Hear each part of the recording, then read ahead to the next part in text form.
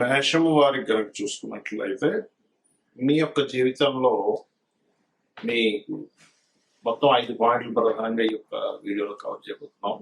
ఒకటి ధనము, రెండవది కెరియర్ పరంగా బాగుండడానికి, వివాహం అవ్వట్లేదు అనుకునేటువంటి వారికి ఎటువంటి పరిహార మార్గాలు చేసుకోవడం ద్వారా, అసలు ఏ గ్రహం యాక్టివ్ అవ్వడం ద్వారా వివాహం అవుతుంది, మరియు ఆకస్మిక సంఘటనలు, అదేవిధంగా అప్పుల నుంచి బయటపడాలంటే ఈ 5 పాయింట్లు మీ యొక్క మేష లగ్నం వారికి లేదా లగ్నం తెలిసిన వారు రాశిని చూసుకోండి.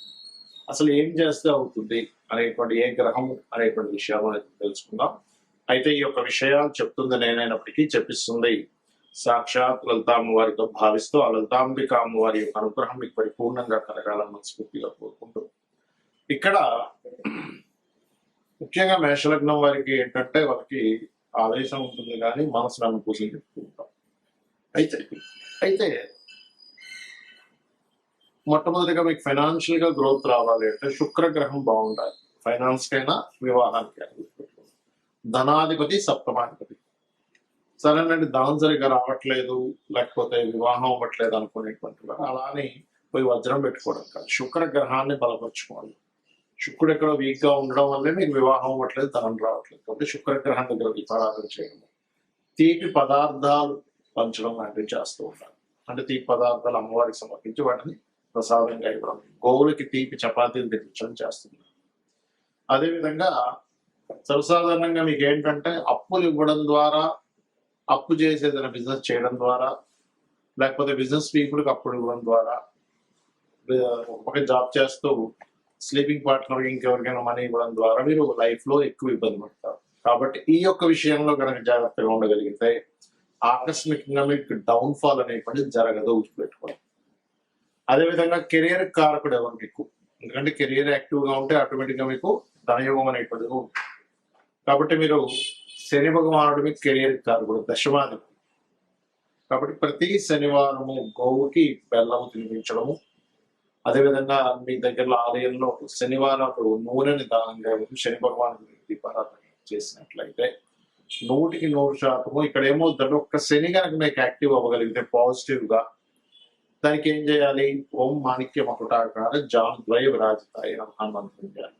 అప్పుడు ఆటోమేటిక్ గా ఏమవుతుంది, ఈ శని యాక్టివ్ ఎప్పుడైతే అయ్యారో కెరీర్ బాగుందో ధనం ఆటోమేటిక్ గా వస్తుంది, ధనము కెరీర్ బాగున్నప్పుడు వివాహం ఆటోమేటిక్ గా అవుతుంది. అయితే మీకు లగ్న అష్టమాధిపతి కుజుడయ్యాడు కాబట్టి ఇప్పుడు కూడా యాక్సిడెంట్ ఫ్లో ఉంటుంది మీ జాతకానికి. కాబట్టి కాస్త మీరు సూర్య నమస్కారాలు చేసుకోవడము, సుబ్రహ్మణ్యేశ్వర స్వామి ఆలయానికి వెళ్తూ ఉండండి. తద్వారా మీకు ఎటువంటి యాక్సిడెంట్స్ జరగకుండా ఉంటాయి.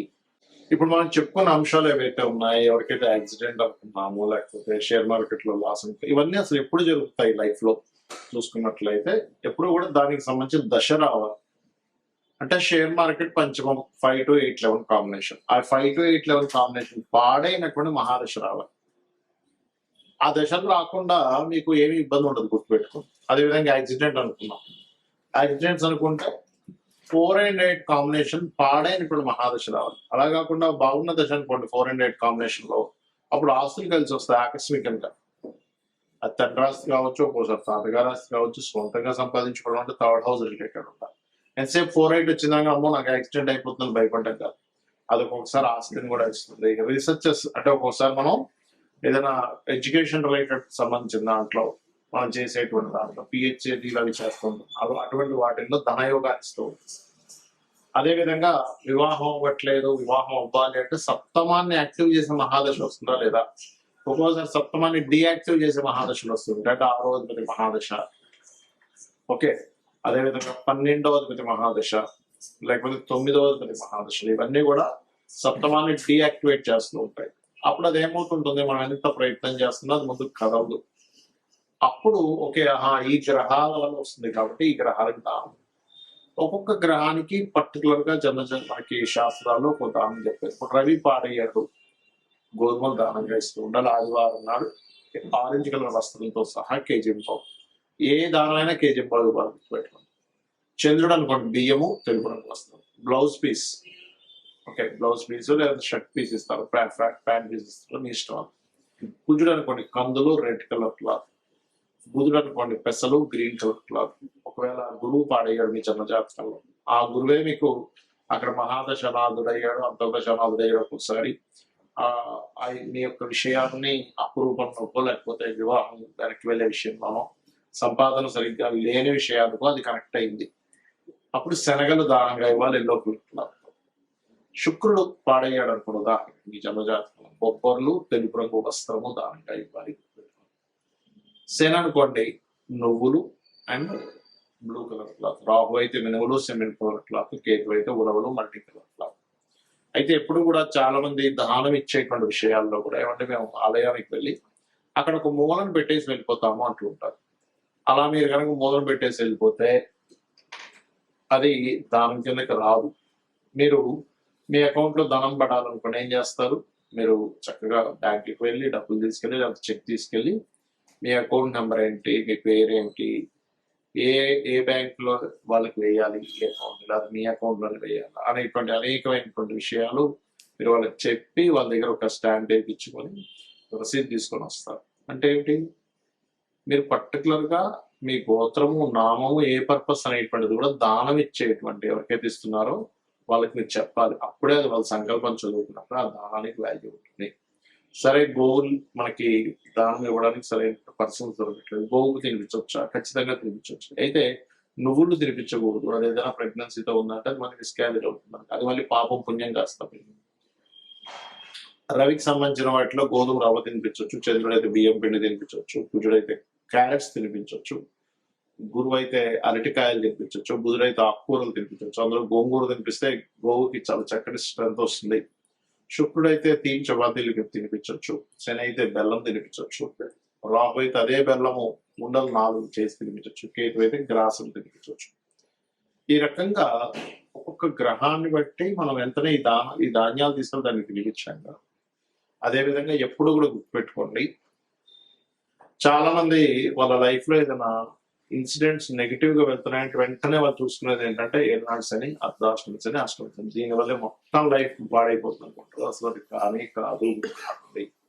అది కేవలం మీకు స్లో మందుడు అంటారు జ్యోతిషాస్త్రం. శనిచ్చర, శని అంటే అర్థం ఏంటంటే స్లో మూమెంట్. మనకి ఏదైనా సరే ఒక స్లో అవుతున్నప్పుడే మన లైఫ్ లో మనం సరిగ్గా ఆలోచించుకుని మనం ఎక్కడ రాంగ్ స్టెప్స్ వేస్తున్నాము, ఎక్కడ రైట్ స్టెప్ వేస్తున్నాం అనే విషయాన్ని మనం పూర్తిగా అర్థం చేసుకోగలుగుతాం. అలాగే మరొక విషయం ఏంటంటే ఇక్కడ గమనించినట్లయితే ఈ యొక్క కాలసర్ప యోగాలు కూడా మీ జాతకంలో నేను ఇప్పటికి చాలాసార్లు ఎక్స్ప్లెయిన్ చేశాను. 180 మంది దేశ నాయకుల మంది కాలసర్ప దోషము, మరి వాళ్ళందరూ ప్రెసిడెంట్. ఒక్కసారి ఆలోచించండి, ఏదో మూఢత్వంలో కాలసర్ప యోగం ఉంది, నాకేమీ కలిసి రాదు, నా జీవితం ఇంతే, నాకేం చేసినా కలిసి రాదు, మూఢత్వం ఉండకండి. జ్యోతిష్ శాస్త్రం అంటే మనకు వెలుగునిచ్చేది, అసలు మీకు రూట్ ఎటుందని చెప్పేది. అంతేగా నీకు ఎందుకు పనికిరావు, నువ్వు ఎందుకు పనికిరావు అని చెప్పడానికి జ్యోతిష్ శాస్త్రం అవసరం లేదు. కాబట్టి ఎలాంటిది కాలసర్ప యోగం విషయంలో పెద్ద సీరియస్ గా తీసుకోకండి. అది పెద్ద ఏమి కాదు. మీ పర్సనల్ చార్ట్ లో ఉండే మీ మహాదశలు, అంతర్దశలు, ఇప్పుడు మనం చెప్పుకున్నాం 5 అంశాలు.